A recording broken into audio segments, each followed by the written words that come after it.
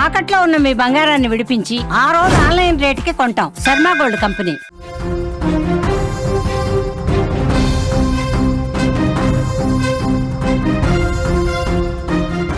Breaking news చూస్తున్నాం. లోకేష్ ఆధ్వర్యంలో operation Nepal విజయవంతమైంది. ఖాట్మండ్ నుంచి విశాఖకు ప్రత్యేక విమానంలో బయలుదేరారు. విమానంలో 144 మంది తెలుగువారు ఉన్నట్లుగా కూడా తెలుస్తోంది. మొదటగా విశాఖపట్నంలో 104 మంది, అలాగే మరో 40 మంది తిరుపతికి చేరుకోబోతున్నారు. కూటమి ప్రభుత్వం చొరవతో క్షేమంగా రాష్ట్రానికి తిరిగి వస్తున్నారు. ప్రత్యేక శ్రద్ధ చూపెట్టారు మంత్రి లోకేష్. అలాగే నిన్నటి నుంచి కూడా ఆర్టీజీఎస్ నుంచి కూడా లోకేష్ సమీక్ష నిర్వహించారు.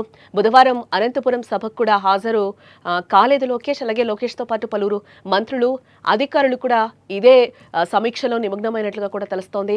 లోకేష్ ఆధ్వర్యంలో ఆపరేషన్ నేపాల్ విజయవంతమైందని కూడా మనం చెప్పుకోవచ్చు. నిన్నటి నుంచి విశ్రాంతి లేకుండా చేస్తున్న కృషి ఫలితం కనిపిస్తోంది.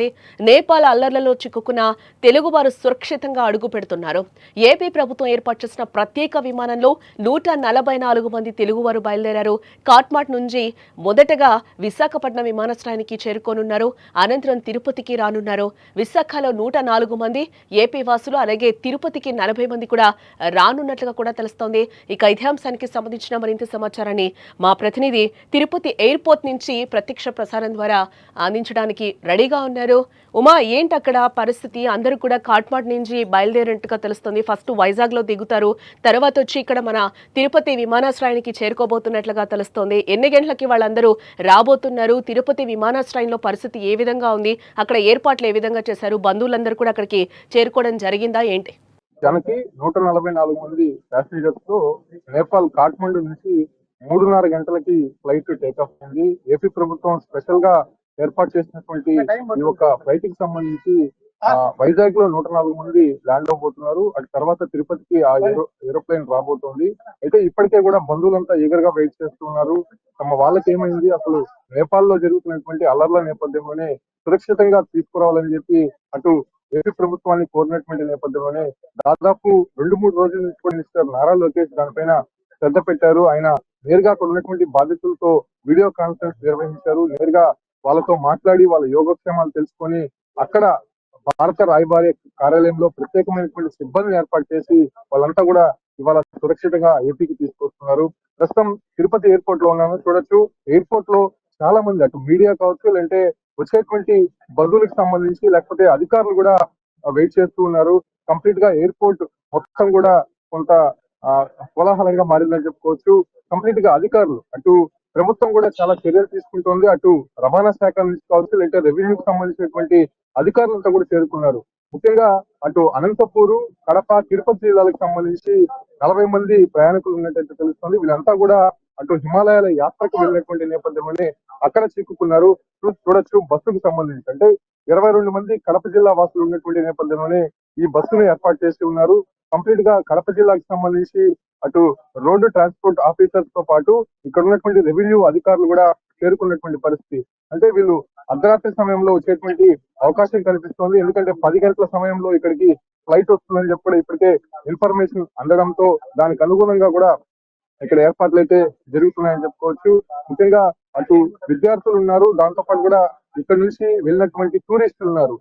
కంప్లీట్ గా వాళ్ళంతా ఏ ఇబ్బంది లేకుండా వాళ్ళ స్వస్థలాలకు పంపించేందుకు ఇక్కడ బస్సులు ఏర్పాటు చేశారు. అక్కడ నుంచి వాళ్ళ కడప జిల్లాకు వెళ్ళిన తర్వాత ఆ ప్రాంతం నుంచి మరేదైనా ప్రాంతాలకు వాళ్ళు వెళ్ళాలంటే అక్కడ కూడా వాహనాలు ఏర్పాటు చేసినటువంటి పరిస్థితి అయితే కనిపిస్తుంది. మనతో పాటు ఆర్టీఓ ఉన్నారు, ఆయనతో కూడా మాట్లాడదాం. కడప జిల్లాకు సంబంధించి సార్ ఏంటి, ఎంతమంది రాబోతున్నారు, ఎప్పుడు ఫ్లైట్ టేక్ ఆఫ్ అయ్యేటువంటి అవకాశం?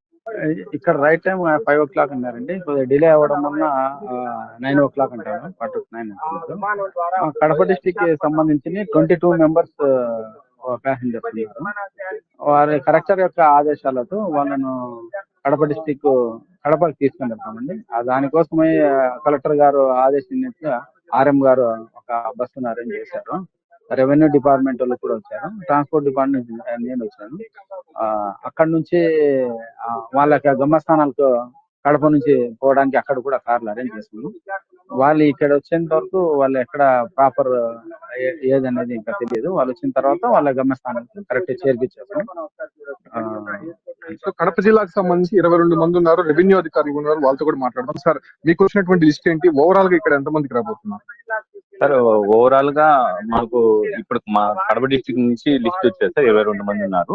అది కలెక్టర్ గారు వాళ్ళకి ఎలాంటి ఇబ్బందులు కలగకుండా అన్ని విధమైన ఏర్పాట్లు చేశారు. బస్సు ఇక్కడ నుంచి వాళ్ళు పిక్ చేసుకొని కడపకి వెళ్ళి కడప నుంచి మళ్ళీ కూడా వాళ్ళు ఎక్కడికి వెళ్ళాలనేది కూడా కలెక్టర్ గారు అరేంజ్ చేశారు. అక్కడికి లోకల్ ట్రాన్స్పోర్ట్ కూడా వాళ్ళకు ఇక్కడ నుంచి పిక్ చేసుకున్న వాళ్ళకు భోజనం కానీ వాళ్ళకి ఎలాంటి వస్తువులు కావాలని కలెక్టర్ గారు అన్ని విధాలా ఏర్పాటు చేశారు. కాబట్టి వాళ్ళు గమ్యస్థానం చేరుకునే వరకు కలెక్టర్ దగ్గరుండి పర్యవేక్షించి వాళ్ళను గమ్యస్థానాలు చేరుస్తారు.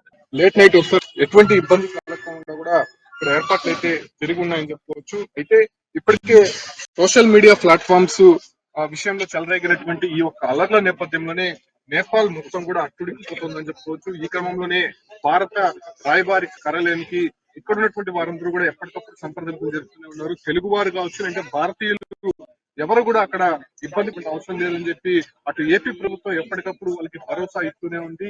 ఈ క్రమంలోనే నిన్న మనం చూడొచ్చు, అనంతపూర్ సభ కూడా ఎగ్జాక్ట్ టైం 6 o'clock ఇక్కడికి ఫ్లైట్ ల్యాండ్ అవుతుందని చెప్పి ఫస్ట్ ఇన్ఫర్మేషన్ వచ్చింది. కాకపోతే అక్కడ కొంత ఫ్లైట్ టేక్ ఆఫ్ అవడానికి, లేకపోతే వైజాగ్ వెళ్లి మళ్ళీ అక్కడ ఇమిగ్రేషన్ పూర్తి చేసుకుని మళ్ళీ ఇక్కడికి రావాలి కాబట్టి ఆ సమయం అనేది ఇంకా కొద్దిగా ఎక్కువ అయ్యేటువంటి అవకాశం ఉండడంతో సరిగ్గా 9:30 లేకపోతే 10 గంటల లోపల వచ్చేటువంటి అవకాశం అయితే కనిపిస్తుంది. ఏడుగుంట ఎయిర్పోర్ట్ వద్ద మనం చూడొచ్చు, భారీ ఎత్తున వాహనాలు వచ్చి ఉన్నాయి వాళ్ళు తీసుకెళ్లడానికి.